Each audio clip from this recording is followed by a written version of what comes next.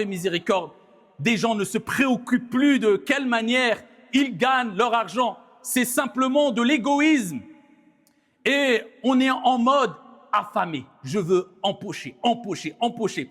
Mais Abdallah, tu ne comprends pas que si tu ne passes pas par une voie licite qui t'apportera la baraka, la bénédiction dans ton argent, si minime soit cette somme d'argent que tu vas t'épuiser, te fatiguer et tu vas rentrer dans une forme de dépression, que tu le veuilles ou non, au bout.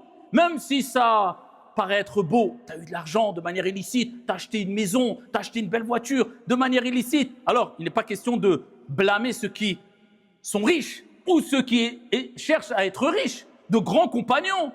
Sulayman alayhi salam, des prophètes, ils étaient riches. Ils avaient une richesse que personne n'a eue parmi nous. Mais ils n'étaient pas dépassés par cette richesse et ils ne sont pas passés par une voie illicite pour acquérir cette richesse-là. C'est ce qui nous incombe et c'est ce qu'on doit comprendre.